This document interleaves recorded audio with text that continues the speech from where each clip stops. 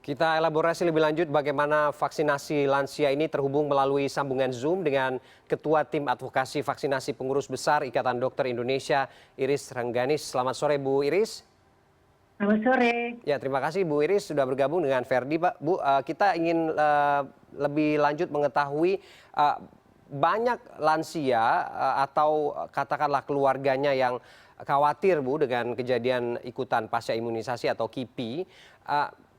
Ini bagaimana memahaminya? Seberapa aman kemudian vaksinasi COVID-19 ini bagi lansia, Bu? Sebenarnya kalau kita lihat dari vaksinnya cukup aman ya. Artinya dia vaksin mati ya, makanya diberikan 2 kali.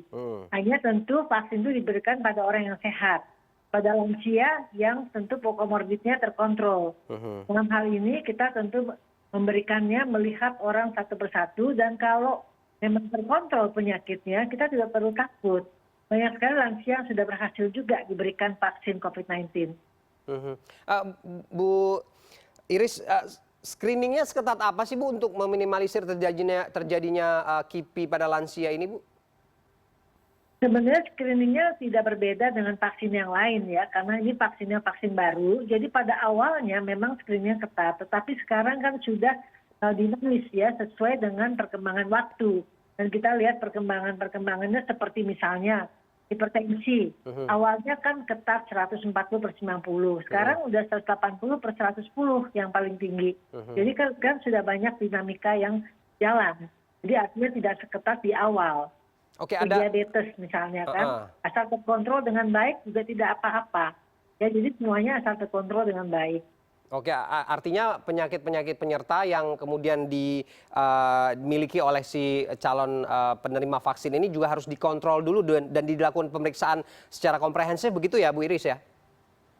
Ya, kalau tergantung penyakitnya. Ya usah semua melakukan pemeriksaan, tergantung. Kalau gula darahnya baik, ya diabetes ya tentu saja cek gula darah. Ya kan wajar saja. Kalau hipertensi ya tensinya yang kita cek, seperti itu. Oke, kalau ya tentu ke dokter jantungnya dulu. Oke, sampai hari ini sudah ada laporan kasus soal dampak yang cukup parah begitu atau cukup berat terhadap vaksinasi lansia ini, Bu Iris?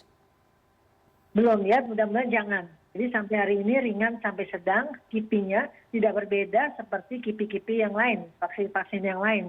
Ataupun pada yang usianya 18 sampai 59 tahun. Jadi sejauh ini kita mendapatkan laporan ringan sampai sedang.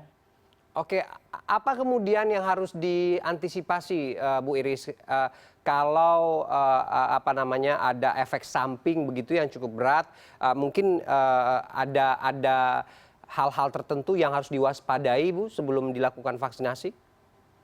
Ya, sebelum melakukan vaksinasi tentu kita mengadakan edukasi dulu kepada semua orang yang mau divaksinasi. Kita jelaskan tentu ada efek KIPI yang lokal itu hanya nyeri bekas suntikan, ya kemerahan, seperti itu, bengkak bekas suntikan, itu yang lokal. Kalau KIPI sistemik itu yang demam, sakit kepala, ya kadang-kadang bisa diare, mual, muntah dan sebagainya. Nah itu kalau berjalannya ringan sedang, tentu diobservasi di rumah dan biasa dilaporkan. Nah kemudian kalau berat tentu dibawa ke rumah sakit dan kita sudah mengedukasi hal-hal seperti itu. Kalau penyuntikan terhadap alergi yang kita takutkan itu biasanya sudah dilengkapi dengan obat-obat penawar alergi. Jadi setiap kita ingin menyuntik sesuatu bahan, tidak hanya vaksin, vitamin ataupun yang lain, segala macam suntikan, itu tetap kita sediakan penawarnya. Artinya untuk alergi tentu kita siapkan adrenalin, kortikosteroid, dan lain-lainnya tentunya. Karena itu semua sudah kita antisipasi dari awal. Oke, apakah nanti juga di lansia ini ada efek samping yang berbeda-beda yang dirasakan dengan yang lain begitu Bu, dengan rentang usia yang lain, misalnya merasa pusing saja atau pegal saja atau ada yang mual begitu? Apakah ini juga efeknya akan sama nanti dan tidak perlu dikhawatirkan hal-hal seperti ini? Ya, efeknya sama. Efeknya sama. Ya, jadi tidak perlu khawatir ya. Kita ada penjelasan di awal, edukasi di awal, dan lansia-lansia itu banyak sekali yang sudah divaksinasi bahkan umurnya di atas 70-80 tahun. Dan ternyata tidak apa-apa. Di berita sebelumnya ada beberapa lansia yang tidak jadi divaksin lalu disuruh pulang dulu untuk menunggu kondisinya benar-benar sehat. Cara seperti ini sudah betul begitu ya? Sudah sesuai dengan SOP-nya ya Bu Iris ya? Tidak. Jadi bukan tidak boleh, kata-katanya kita tunda. Kita Oke. tunda sampai kondisi membaik. Jadi jangan langsung tidak boleh ya. Kalau tidak boleh seakan-akan nggak boleh.